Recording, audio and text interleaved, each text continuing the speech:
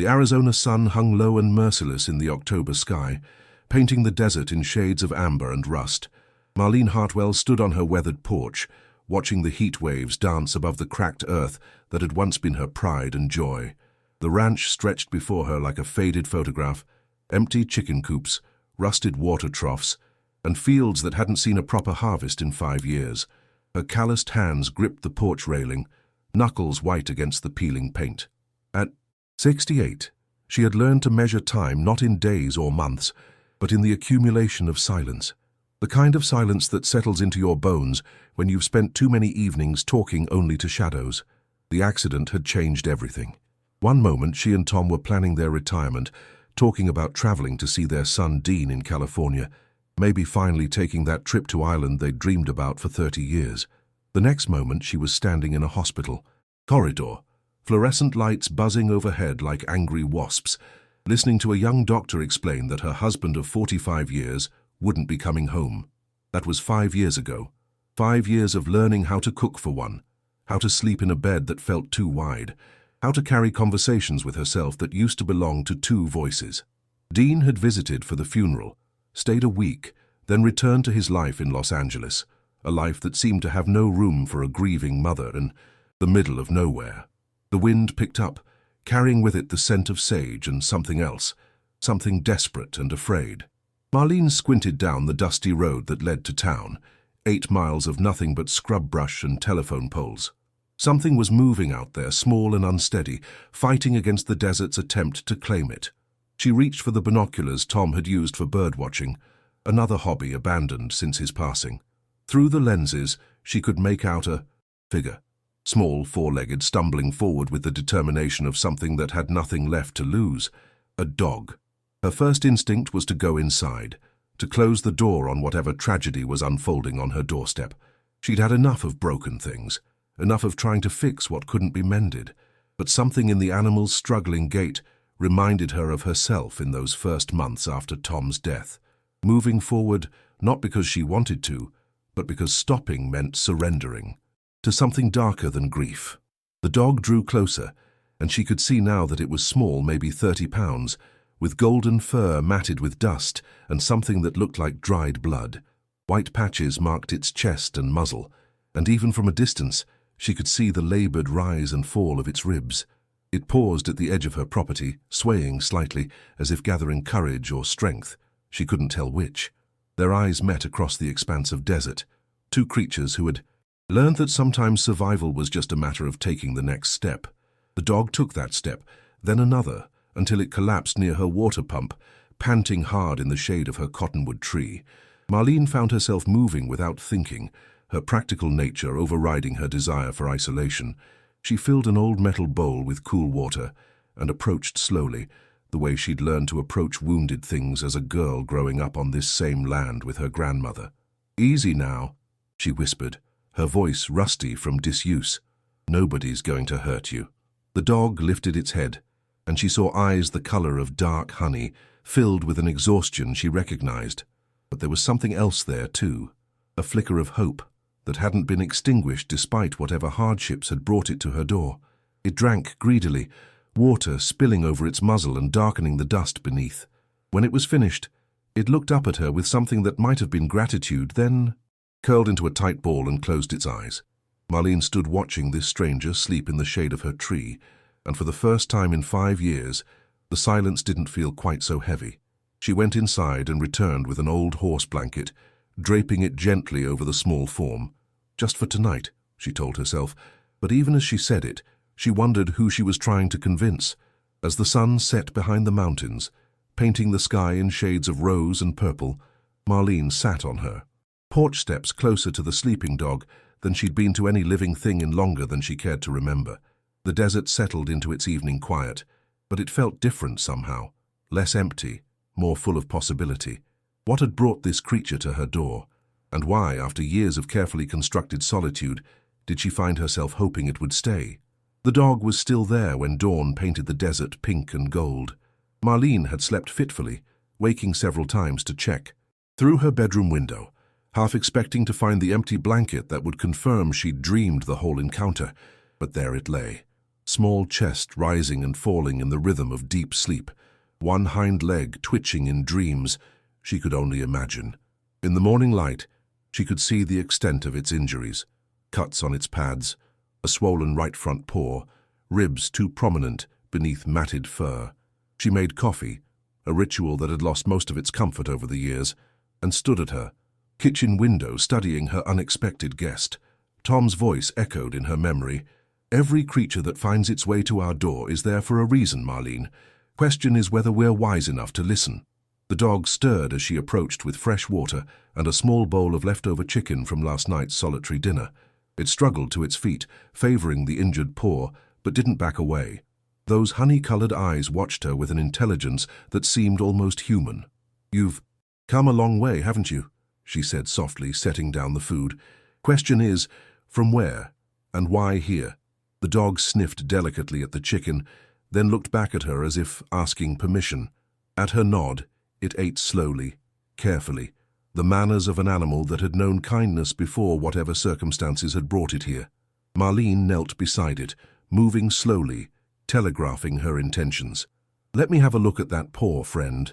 The dog tensed, but didn't pull away as she gently examined the swollen appendage.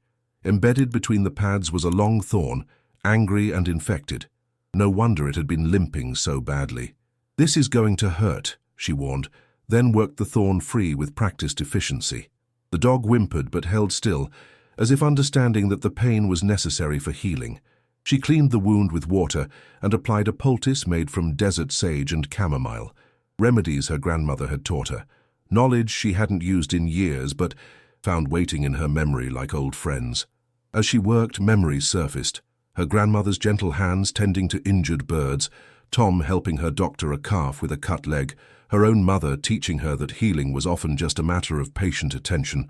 The dog relaxed under her ministrations, occasionally licking her hand with a warm, pink tongue. There was something deeply soothing about the simple act of caring for another living being, something that filled a hollow space in her chest she'd forgotten existed. "What should I call you?" she mused, wrapping the cleaned paw in clean cloth. "You've got the look of someone who's seen too much, but those eyes—" She paused, studying the golden gaze. "Those eyes still have light in them. Sunny, that's what I'll call you." The newly named Sunny seemed to approve, settling back down on the blanket with what looked remarkably like contentment. As the day progressed, Marlene found herself moving with more purpose than she'd felt in months. She prepared a proper bed for Sunny in the mudroom, using old towels and a cushion from the couch. She made a run to Baxter's feed store in town, enduring the curious looks and gentle questions from Lester, the owner who'd known her since she was a girl. "Dog, you say?" Lester's weathered face creased into a smile. "About time something alive found its way to your place, Marlene. That old ranch has been too quiet for too long." She bristled slightly at the implied criticism, then caught herself. Maybe he was right. Maybe the ranch had been too quiet. When she returned, she found Sunny had moved from the mudroom to the kitchen, curled up in a patch of afternoon sunlight streaming through the window. The sight stopped her in her tracks. It was the first time in 5 years that her house had felt inhabited by anything other than ghosts. That evening, as Sunny dozed by her feet on the porch, Marlene felt something she'd almost forgotten. Peace. Not the heavy, empty peace of resignation, but the warm, alive peace that comes from being needed. "You know," she said to the sleeping dog, "I think maybe we were both wandering lost until we found each other." As if in response, Sunny opened one golden eye and thumped his tail once against the porch boards, a sound that seemed to echo in the gathering dusk, like the promise of better days ahead. But as Marlene settled into her first peaceful evening in years, she didn't notice the truck that had been parked on the ridge, overlooking her property for the past hour, or the man with binoculars who'd been watching her every move with Sunny. Who was he? And what did he want with her newfound companion? 3 weeks passed, and Sunny became as much a part of the ranch as the old windmill that creaked in the breeze. His injured paw had healed completely, though he still favored it slightly when he was tired, a reminder of whatever journey had brought him to Marlene's door. The dog possessed an uncanny ability to anticipate her movements.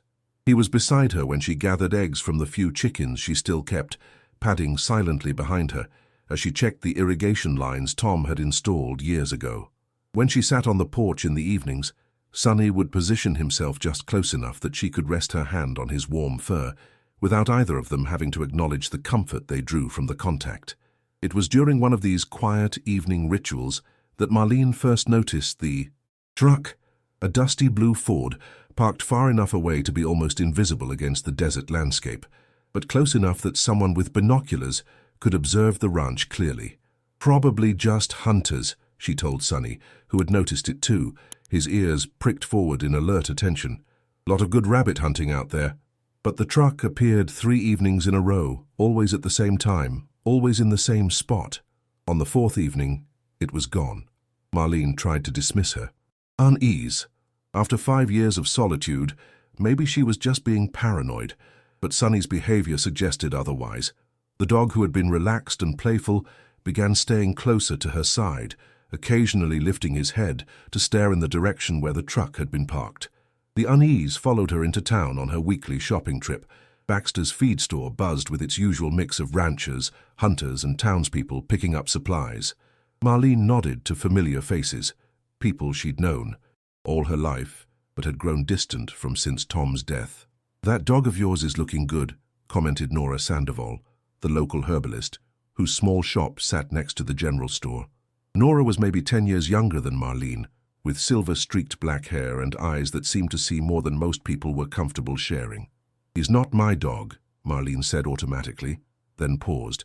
"Well, I suppose he is now. He just showed up one day." Nora smiled knowingly. "The heart heals when it remembers how to care for something beyond itself," she said, handing Marlene a small bundle of dried lavender. "On the house. That ranch of yours could use some sweetness in the air." As Marlene walked back to her truck, Sonny waiting patiently in the passenger seat, she noticed a young man watching them from across the street. Tall, maybe 35, with dark hair and clothes that marked him as a stranger to their small desert community. When their eyes met, he looked away quickly, but not before she caught something in his expression. Recognition? Longing? "Do you know him, boy?" she asked Sonny, who had begun whining softly, his tail wagging with an excitement she hadn't seen before.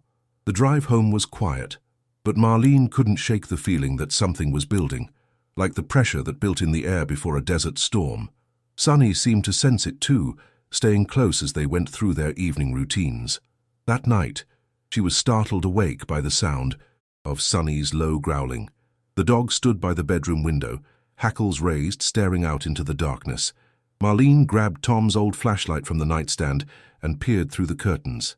There, at the edge of her property line, stood a figure, too far away to make out clearly, but definitely human, definitely watching her house.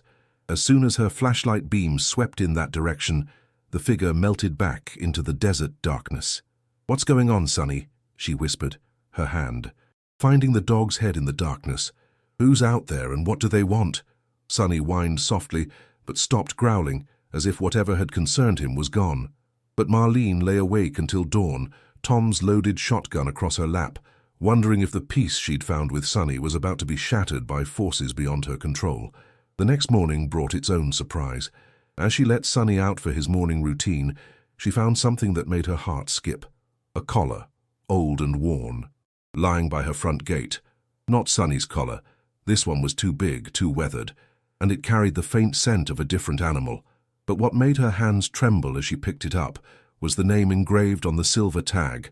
"Max, if found, please call Reed Harrison," followed by a phone number with a California area code.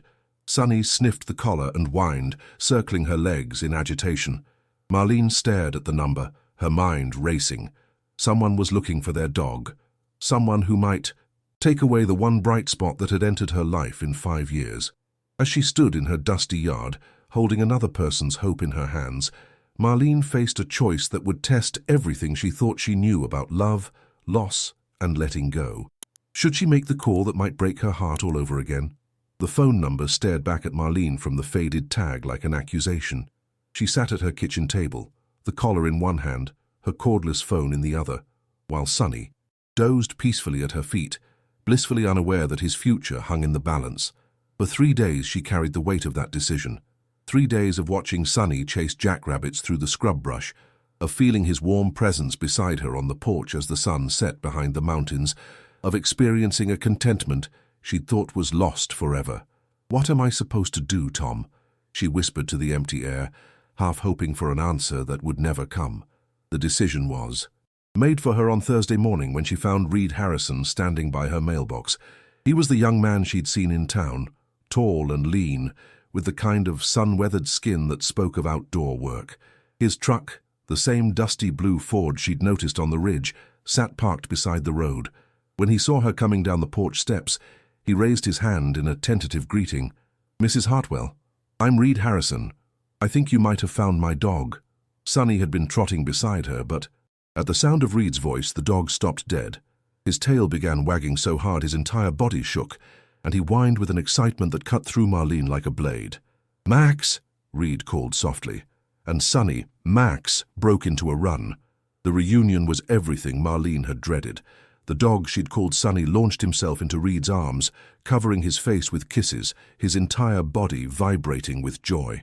Reed buried his face in the dog's fur, and Marlene could see his shoulders shaking with emotion.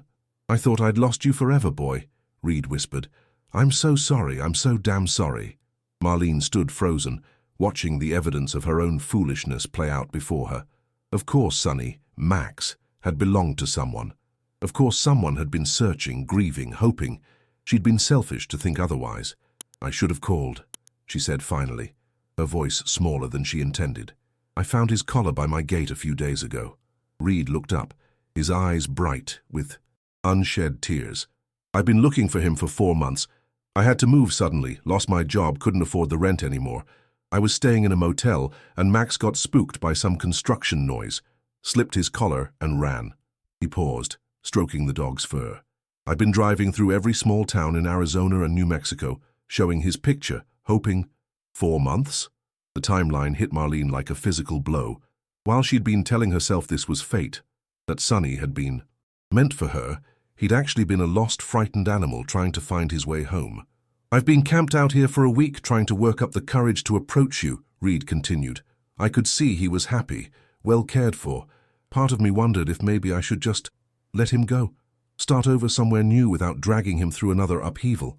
Max, she had to start thinking of him as Max, pressed closer to Reed, as if sensing his uncertainty. But then he did something that surprised them both. He pulled away from Reed and walked back to Marlene, sitting beside her feet and looking up at her with those golden eyes she'd come to love. "He seems confused," Reed said with a sad smile. 4 months is a long time in dog years, and it looks like you've been good to him." "He saved me more than I saved him," Marlene said quietly. "I've been alone since my husband died 5 years ago.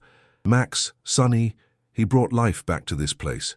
They stood in awkward silence, Max looking back and forth between them, as if trying to understand why his two worlds were colliding. "Where are you staying now?" Marlene asked finally. "Motel in Tucson. I got a job with a landscaping crew there, but it's temporary. I'm still trying to figure out what's next." Reed knelt down and scratched Max behind the ears. "I don't have a permanent place yet. Nowhere for him to run, no yard." The words hung between them, heavy with implication. "He could stay here," Marlene heard herself. "Say, until you get settled. I mean, if you want." Reed's face lit up with hope, then darkened with something that looked like shame. "I couldn't ask you to do that. You don't even know me." "I know you love him," Marlene said simply. "And I know he loves you. That's enough for now." It was decided that Reed would visit on weekends while he worked in Tucson, and Max would stay at the ranch during the week. It wasn't a perfect solution, but it felt right. A bridge between the life Max had lost and the one he might build. As Reed's truck disappeared down the dusty road, Max sat beside Marlene on the porch, his head tilted as if trying to understand the new arrangement. "Don't worry, boy," she said, running her fingers through his soft fur. "We'll figure this out together." But as the sun set over the desert that evening, Marlene couldn't shake the feeling that she was borrowing time with a heart that would inevitably be called home to someone else. How long could she pretend that loving something meant she had the right to keep it? The arrangement with Reed settled into an unexpected rhythm over the following weeks. He would arrive Friday evenings, dusty from his work in Tucson, and Max would go wild with excitement, racing circles around the truck, barking with pure joy. But by Sunday afternoon, when Reed prepared to leave, Max would position himself firmly between Reed and his truck, as if his small body could somehow prevent the weekly goodbye. Marlene found herself looking forward to Reed's visits almost as much as Max did. The young man had a quiet way about him, respectful of her space but eager to help with small repairs around the ranch. He fixed the squeaky gate, replaced broken fence posts, and even managed to coax her old water pump back to life. "You don't have to do all this," she told him one Saturday afternoon as he worked on repairing the chicken coop roof. "It's the least I can do," Reed replied, not looking up from his hammering. "You've given Max a home when I couldn't. Besides, my grandfather always said honest work was the best way to show gratitude." Something in his voice made her look at him more closely. "You lost your grandfather recently." Reed paused, hammer suspended mid-swing. "Last year. He raised me after my parents died. When he passed, I inherited some debt along with his old farm in Colorado. Had to sell everything to pay it off." He resumed hammering, but softer now. "That's why I had to move so suddenly. Why Max got lost in the first place." Marlene felt the familiar ache of recognition, the weight of loss that reshapes everything you thought you knew about your life. "I'm sorry. It's hard, starting over when everything familiar is gone." "Yes, ma'am. But sometimes, starting over leads you to exactly where you need to be." That evening, as the three of them sat on the porch watching the sunset, Marlene made a decision that surprised even her. "Reed, what would you say to staying here during the week instead of driving back and forth to Tucson? The bunkhouse hasn't been used in years, but it's still sound. You could look for work locally, maybe something more permanent." Reed stared at her, Max's head in his lap.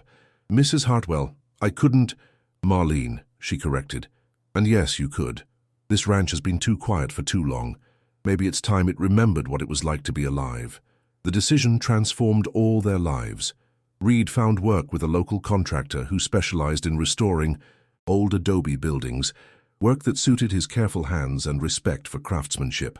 Max thrived with both his humans nearby, dividing his time between following Reed on his morning runs and staying close to Marlene during her daily routines. But it was the gradual transformation in Marlene herself that proved most remarkable. Having Reed and Max around forced her out of the careful isolation she'd constructed. She found herself cooking real meals again, sitting down to eat with Reed in the evenings, sharing stories about the ranch's history and Tom's dreams for the place. "He always wanted to restore the old adobe section," she told Reed one evening as they planned his next project. "Said it was a shame to let all that history crumble away." "I could work on it in my spare time," Reed offered, "if you'd like." The restoration became a labor of love that stretched through the winter months. Reed's expertise with adobe construction, combined with Marlene's knowledge of the building's history, created something beautiful, a partnership that honored both past and future. It was during one of these evening planning sessions that Nora Sandoval arrived with unexpected news. "Marlene, dear," she said, settling into the porch chair they'd started keeping for visitors. "I've been hearing interesting things about your young man here." Reed flushed slightly. "Ma'am? Word is you've been asking around town about the old Henderson place, the one that's been empty for 3 years now." Marlene felt her heart skip. She hadn't known Reed was looking at property. "I've been thinking about it," Reed admitted. "My grandfather left me a small inheritance. Not much, but maybe enough for a down payment. I thought if I could find the right place—" "The Henderson place has good bones," Nora continued, "but it needs someone who understands old construction, someone who can see past the surface damage to the beauty underneath." That night, after Reed had gone to the bunkhouse, and Max had settled at the foot of her bed, Marlene lay awake thinking about change.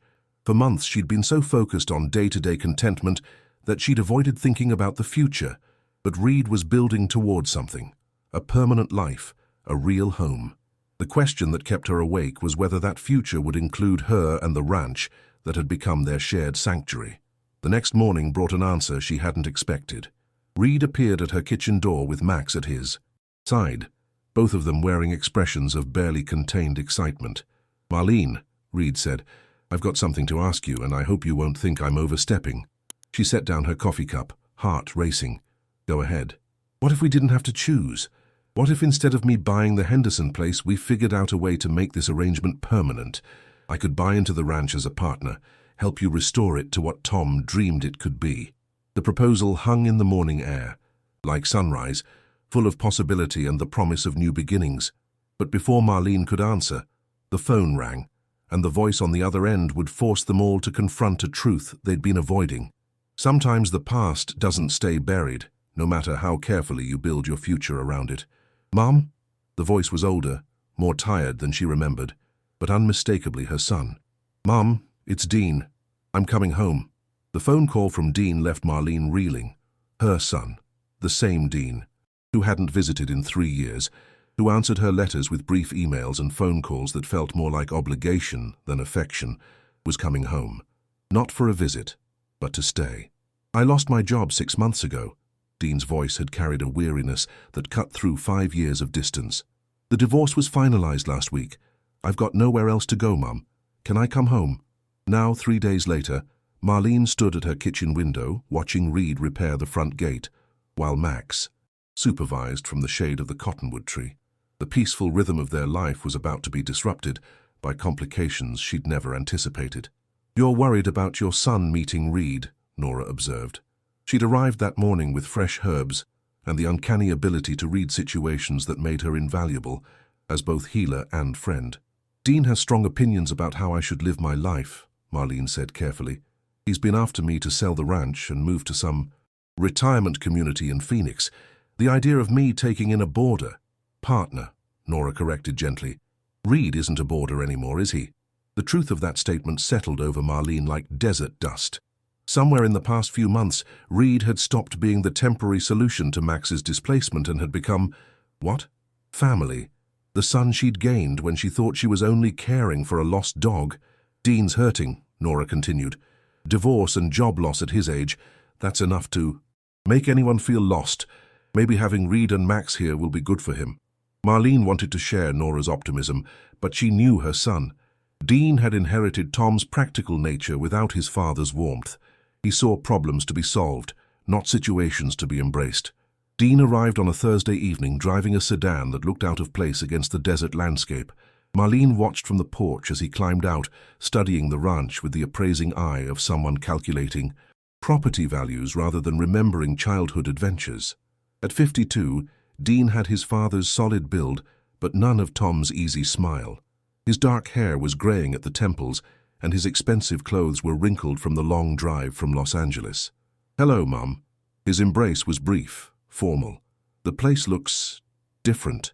"Better, I hope," Marlene replied, gesturing toward the restored adobe section, the repaired fences, the general air of care that had settled over the property.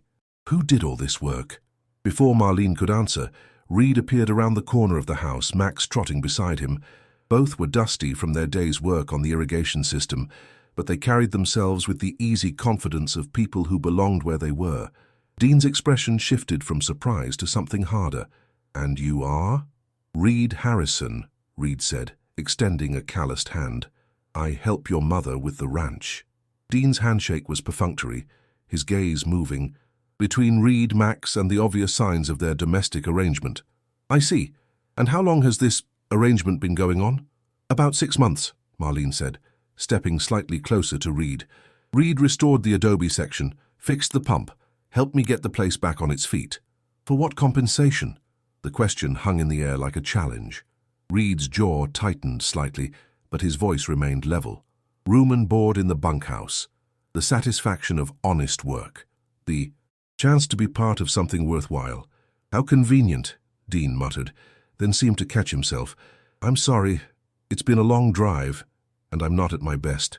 That first dinner was strained, conversation moving carefully around topics that might reveal the depth of change that had occurred in Dean's absence. But as the evening progressed, small cracks appeared in Dean's armor. "This is really good, Mom," he said, helping himself to a second serving of Marlene's pot roast. "I'd forgotten." "How well you cook." "I'd forgotten myself for a while," Marlene admitted. "It's easier to cook for people than for yourself." Later, as they sat on the porch, Max had surprised everyone by approaching Dean cautiously and resting his head on the younger man's knee. Despite himself, Dean's hand had moved to scratch behind the dog's ears. "He's a good-looking dog," Dean said grudgingly. "Where did he come from?" The story of Max's arrival, his injuries, and Reed's eventual appearance unfolded in fits and starts. Dean listened without comment, but Marlene could see him processing, evaluating, trying to fit this new reality into his understanding of his mother's life.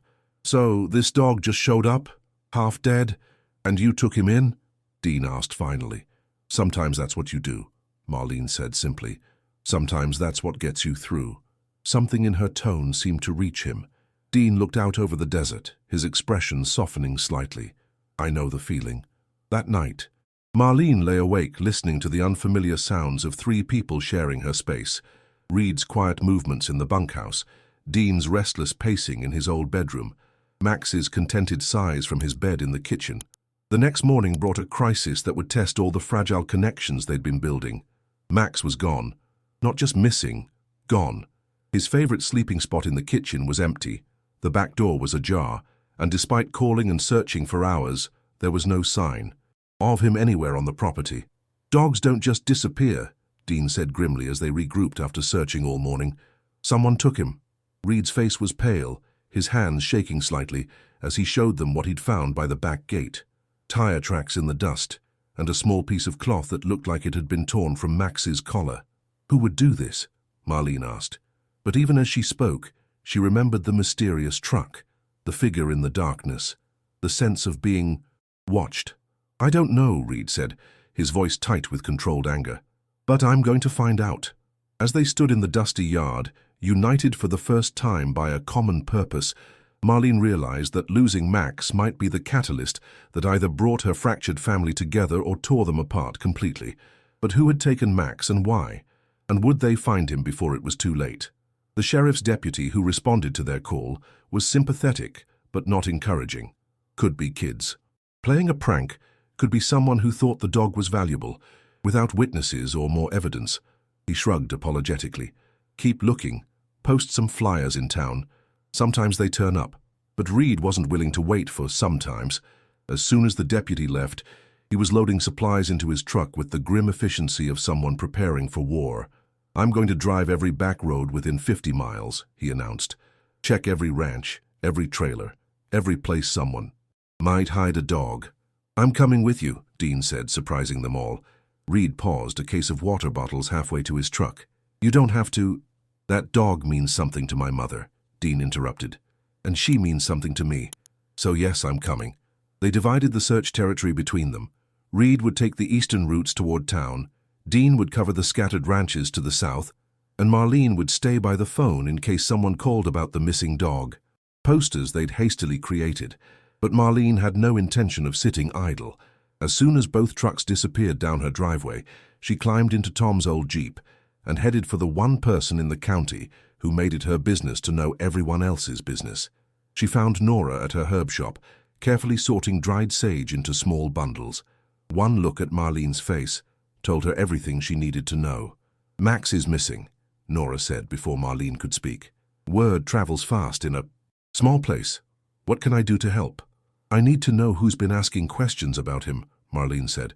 "You hear everything that happens in this town, Nora. Someone's been watching us, watching him. This wasn't random." Nora's expression grew serious. "There was a man here yesterday showing a picture, said he was looking for his lost dog, offered a reward." Marlene's blood chilled. "What did he look like?" "Older, maybe 60. Expensive clothes, city car. Said his name was Thompson, but—" Nora paused, studying Marlene's face. Something about him felt wrong. The picture he showed looked like professional photography, not a family snapshot. Did he say anything else? Asked a lot of questions about who in the area might take in strays. Seemed particularly interested when I mentioned you'd found a dog recently. The pieces clicked into place with sickening clarity. Not a random theft, not kids playing pranks. Someone had been hunting Max specifically, had waited and watched until they knew his routine, knew when he'd be most vulnerable. "There's something else," Nora continued. "Jake Morrison from the auto shop mentioned a man asking about getting his car detailed yesterday morning. Wanted all the dirt and dog hair cleaned out, he said. Seemed like he was in a hurry." Morrison's auto shop sat on the highway between town and Tucson, the perfect place to stop before heading back to wherever this Thompson had come from. Marlene was already turning toward the door when Nora caught her arm. "Be careful, Mija. Men who steal dogs in the night aren't the kind who respond well to confrontation." The drive to Morrison's felt like the longest 20 minutes of Marlene's life. Her hands gripped the steering wheel so tightly her knuckles were white, and she found herself praying to Tom's memory for guidance. What would he do? How would he handle a situation that felt so far beyond her experience? Jake Morrison was a good man who'd serviced the ranch's vehicles for 30 years. When Marlene explained what she was looking for, his expression darkened. Yeah, I remember him. Fancy suit, rude as hell. Acted like getting his hands dirty was beneath him. Jake wiped his hands on a rag, thinking. Complained about dog hair all over his car seats. Said he'd had to transport an animal and wanted every trace of it gone.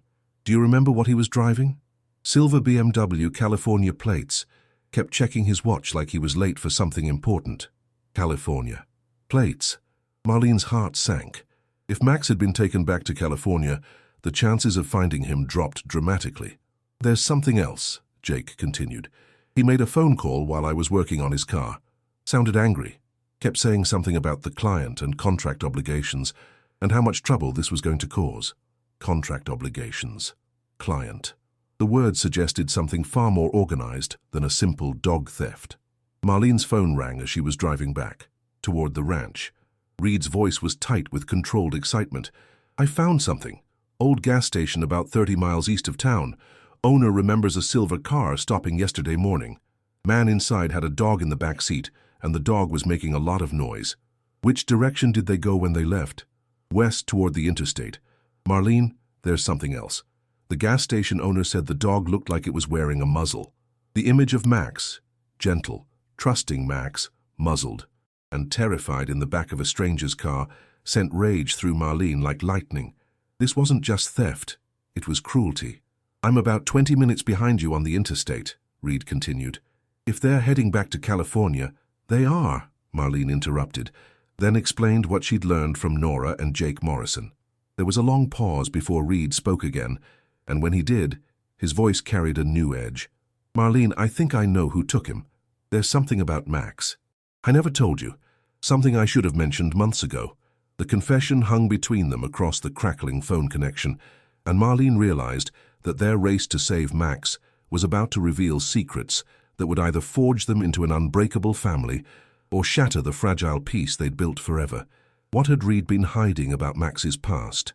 And would the truth reach them in time to bring their beloved companion home? Reed's truck was parked at the Denny's just off Interstate 10, and Marlene could see him pacing beside it as she pulled into the parking lot. Dean's vehicle arrived moments later, both men converging on her with expressions of grim determination. Before we go any further, Reed said without preamble, you need to know the whole truth about Max. Marlene braced herself, Dean crossed his arms, and Reed took a deep breath before continuing. Max isn't just my dog. He's a registered therapy animal, certified for working with trauma patients. My grandfather trained him before he got sick, and after Grandpa died, I was supposed to deliver Max to a veterans treatment center in San Diego. The words hit Marlene like a physical blow. You were supposed to give him away.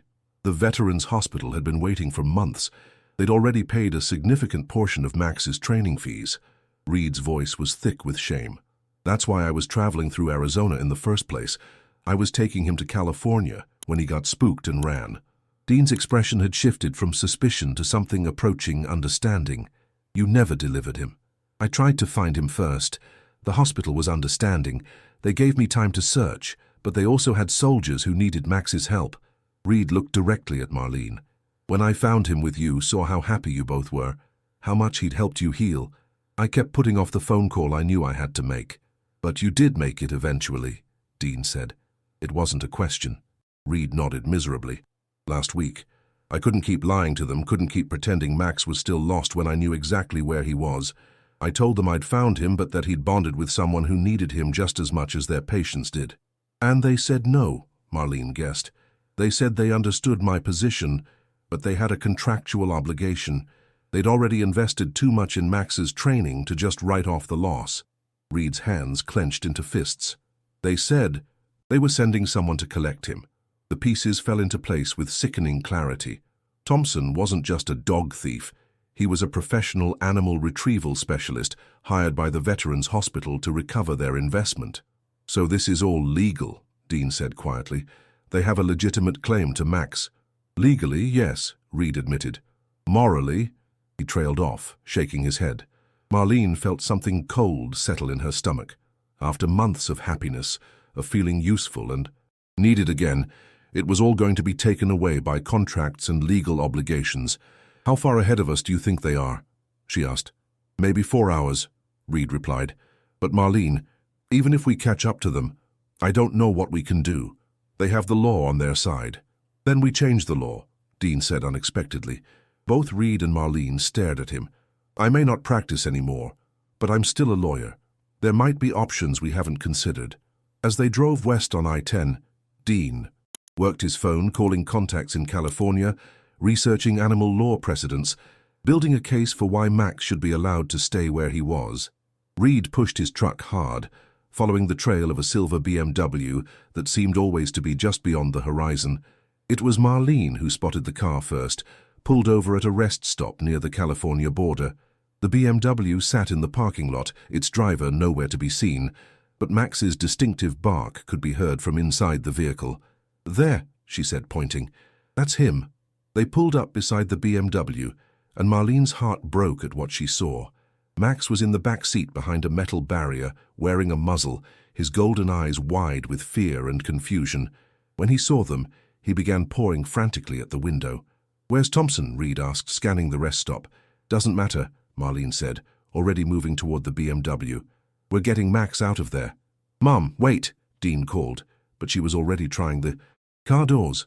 "Locked, of course." "Mrs. Hartwell, step away from my vehicle." They turned to see Thompson approaching from the direction of the restrooms. He was exactly as Nora had described, well-dressed, officious, carrying himself with the authority of someone accustomed to getting his way. "That's my dog you've stolen," Marlene said, not moving away from the car. "That animal belongs to the San Diego Veterans Treatment Center," Thompson replied smoothly. "I have all the legal documentation. Right here." He patted his jacket pocket. "Mr. Harrison was contracted to deliver the animal 6 months ago. His failure to do so constitutes breach of contract and theft of services. The dog has bonded with someone else." Dean stepped forward, his lawyer instincts taking over. "There are precedents for considering the animal's well-being in cases like this." Thompson's laugh was humorless. "The animal's well-being will be just fine. He'll be doing the job he was trained for, helping heroes who sacrificed for their country. Surely that's more important than providing companionship to one lonely old woman." The casual cruelty of the words hit Marlene like a slap, but before she could respond, Reed was moving. "Don't you dare talk about her like that," he said, stepping between Thompson and Marlene. "That woman has given Max more love and care than any institution ever could." "Love doesn't pay training bills," Thompson replied. "Stand aside, Mr. Harrison. You've caused enough trouble. Already." "What if we paid?" The words came out of Marlene's mouth before she'd fully formed the thought. "What if we reimbursed the hospital for their investment in Max?" Thompson paused, clearly not having expected this offer. "The amount would be substantial, several $1,000s. "How much?" Dean asked quietly. $15,000. Training, boarding, veterinary care, and retrieval costs. It was a fortune, more money than Marlene had in her savings account, but before despair could fully settle in, Dean was pulling out his phone. "I can have the money transferred within an hour," he said. "Electronic bank transfer, certified funds." Thompson's expression shifted from smugness to uncertainty. "The hospital still needs the animal for their program." "The hospital needs a trained therapy dog," Dean corrected. "They don't need this specific dog. There are other animals available, ones that haven't formed strong bonds elsewhere." From inside the BMW, Max's barking had grown more frantic. The sight of his family so close but unreachable was clearly distressing him. "1 hour," Thompson said finally. "You have 1 hour to produce certified funds, or I'm driving away with the animal." The next hour was a blur of phone calls, bank transfers, and legal documents hastily drafted on Dean's laptop. But as the sun began to set over the California desert, Thompson was walking away with a cashier's check, and Max was free. The reunion was everything Marlene had dreamed it would be. During the long, terrifying day of searching, Max launched himself into her arms, covering her face with kisses, his whole body trembling with relief and joy. Reed and Dean surrounded them both, and for a moment they stood in the rest stop parking lot like a family that had weathered the worst storm of their lives. "Why?" Marlene asked Dean as they prepared for the drive home. "Why did you help us? You don't even know Reed." and you've made it clear you think I should sell the ranch." Dean was quiet for a long moment, scratching Max behind the ears. "Because watching you these past few days, I realized something. You're not the broken woman I left here 5 years ago. You're strong, you're capable, and you've built something beautiful with Reed and Max." He paused.